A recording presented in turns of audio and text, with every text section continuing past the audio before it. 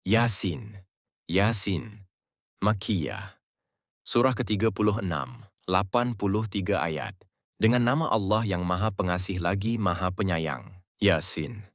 Demi Al-Quran yang penuh hikmah, sesungguhnya engkau, Nabi Muhammad, benar-benar salah seorang dari rasul-rasul yang berada di atas jalan yang lurus sebagai wahyu yang diturunkan oleh Allah, yang Maha Perkasa lagi Maha Penyayang, agar engkau, Nabi Muhammad, memberi peringatan kepada suatu kaum yang nenek moyang mereka belum pernah diberi peringatan, sehingga mereka lalai. Sungguh, benar-benar berlaku perkataan, ketetapan takdir, terhadap kebanyakan mereka, maka mereka tidak akan beriman. Sesungguhnya kami telah memasang belenggu di leher mereka, lalu tangan mereka yang terbelenggu diangkat ke dagu, karena itu mereka tertengadah. Kami memasang penghalang di hadapan mereka dan di belakang mereka, sehingga kami menutupi pandangan mereka. Mereka pun tidak dapat melihat.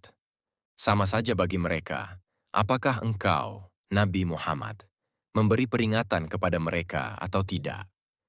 Mereka tetap tidak akan beriman. Sesungguhnya engkau, Nabi Muhammad, hanya bisa memberi peringatan kepada orang-orang yang mau mengikutinya dan yang takut kepada Tuhan yang Maha Pengasih tanpa melihatnya. Berilah mereka kabar gembira dengan ampunan dan pahala yang mulia. Sesungguhnya kamilah yang menghidupkan orang-orang yang mati dan kami pulalah yang mencatat apa yang telah mereka kerjakan dan bekas-bekas yang mereka tinggalkan. Segala sesuatu kami kumpulkan dalam kitab induk yang nyata, Lauhul Mahfuz.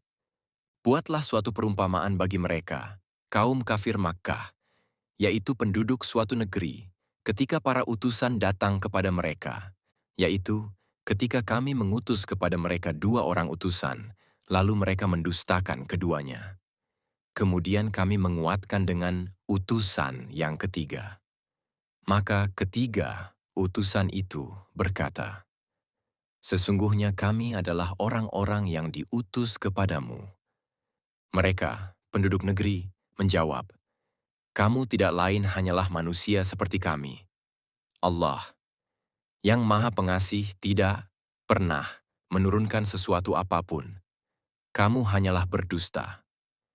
Mereka, para rasul, berkata, "Tuhan kami mengetahui bahwa sesungguhnya kami benar-benar para utusannya kepadamu.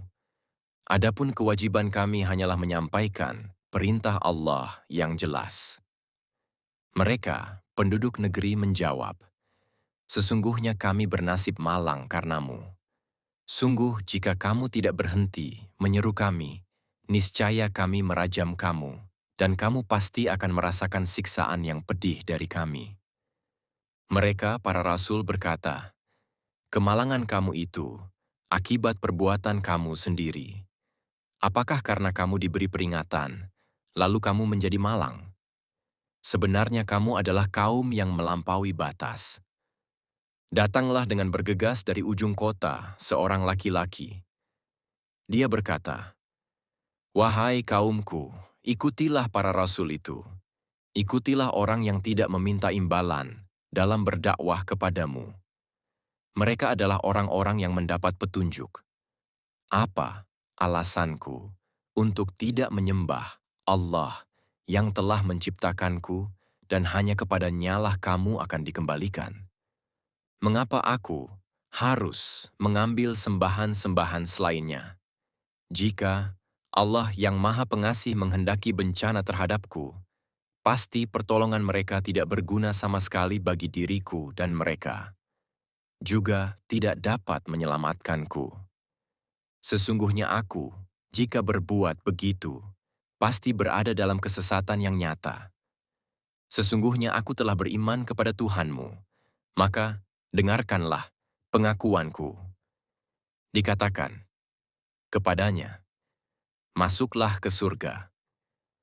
Dia, laki-laki itu, berkata, "Aduhai, sekiranya kaumku mengetahui bagaimana Tuhanku mengampuniku dan menjadikanku termasuk orang-orang yang dimuliakan. Setelah dia dibunuh, kami tidak menurunkan satu pasukan pun dari langit kepada kaumnya dan kami tidak perlu menurunkannya. Azab mereka, itu cukup dengan satu teriakan saja. Maka seketika itu mereka mati. Alangkah besar penyesalan diri para hamba itu. Setiap datang seorang rasul kepada mereka, mereka selalu memperolok-olokkannya. Tidakkah mereka mengetahui berapa banyak umat sebelum mereka yang telah kami binasakan? Mereka, setelah binasa, tidak ada yang kembali kepada mereka di dunia. Tidak ada satu umat pun, kecuali semuanya akan dihadirkan kepada kami untuk dihisap. Suatu tanda kekuasaannya bagi mereka adalah bumi yang mati, tandus lalu.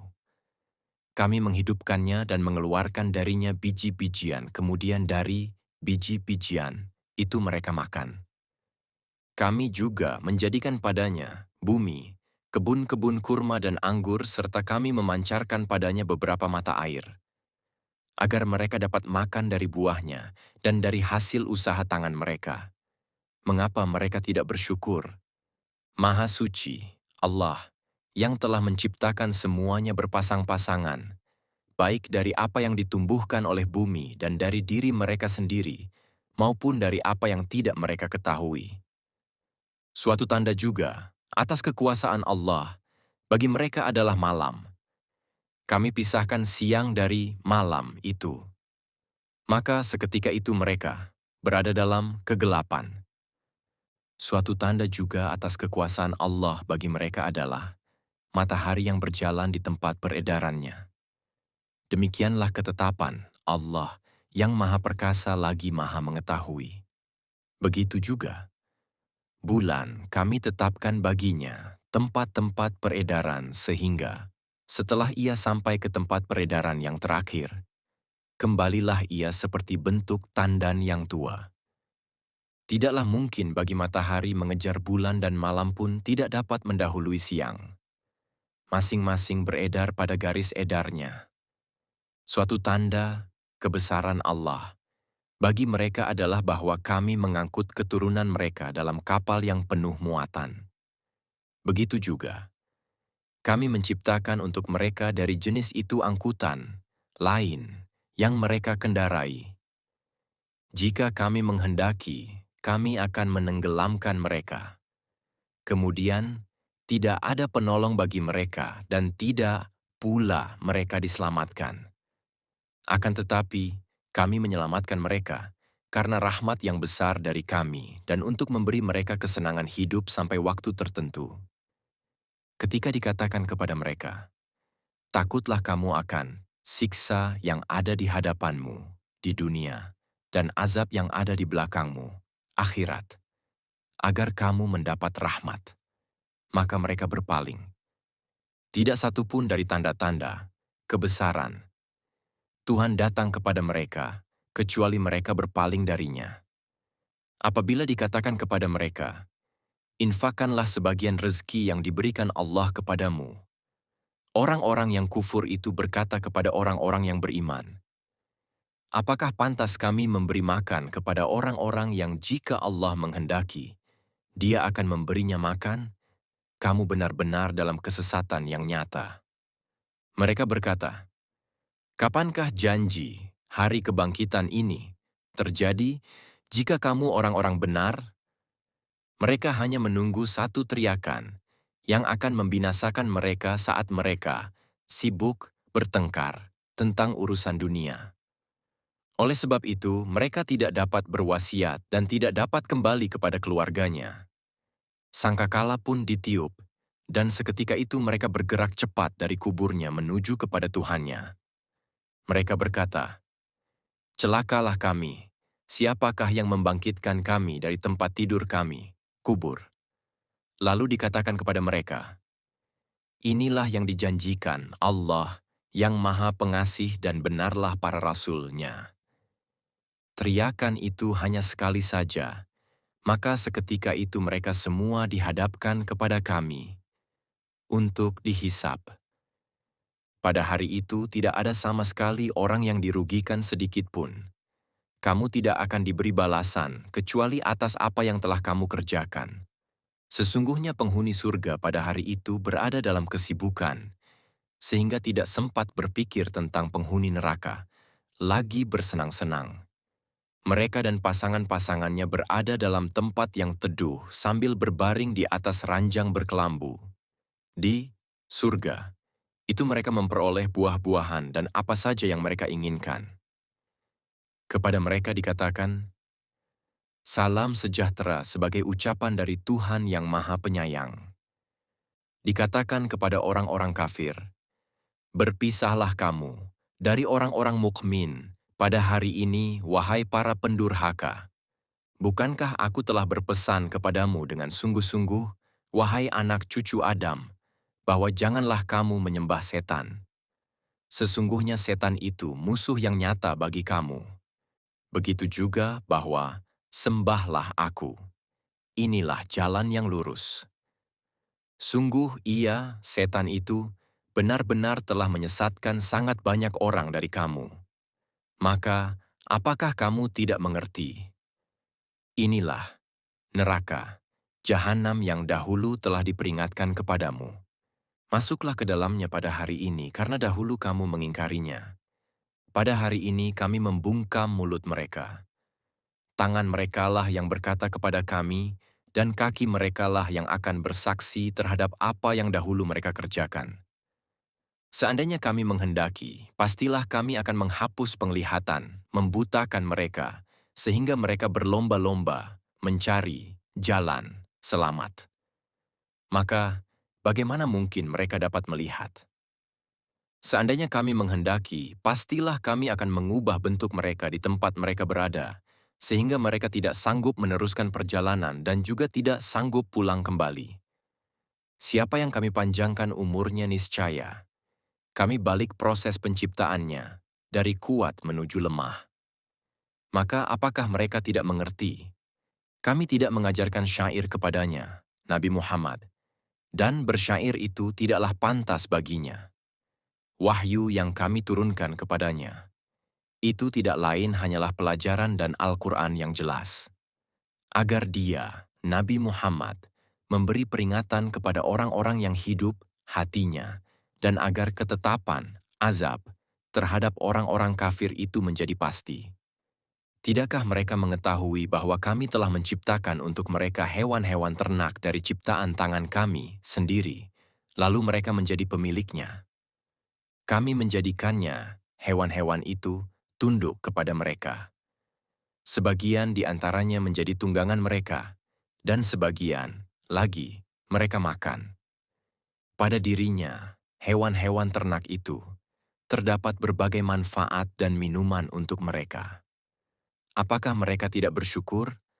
Mereka menjadikan sesembahan selain Allah agar mereka mendapat pertolongan. Sesembahan itu tidak mampu menolong mereka, padahal sesembahan itu adalah tentara yang dihadirkan untuk menjaganya. Maka jangan sampai ucapan mereka membuat engkau, Nabi Muhammad, bersedih hati. Sesungguhnya kami mengetahui apa yang mereka rahasiakan dan apa yang mereka nyatakan. Tidakkah manusia mengetahui bahwa kami menciptakannya dari setetes mani? Kemudian tiba-tiba saja dia menjadi musuh yang nyata. Dia membuat perumpamaan bagi kami dan melupakan asal penciptaannya. Dia berkata, siapakah yang bisa menghidupkan tulang belulang yang telah hancur luluh? Katakanlah, Nabi Muhammad, yang akan menghidupkannya adalah zat yang menciptakannya pertama kali. Dia maha mengetahui setiap makhluk. Dialah yang menjadikan api untukmu dari kayu yang hijau. Kemudian, seketika itu kamu menyalakan api darinya. Bukankah zat yang menciptakan langit dan bumi mampu menciptakan manusia yang serupa mereka itu di akhirat kelak? Benar. Dialah yang maha banyak mencipta lagi maha mengetahui. Sesungguhnya ketetapannya jika dia menghendaki sesuatu, dia hanya berkata kepadanya, jadilah. Maka jadilah sesuatu itu. Maka Maha Suci Allah yang di tangannya kekuasaan atas segala sesuatu dan kepadanya kamu dikembalikan.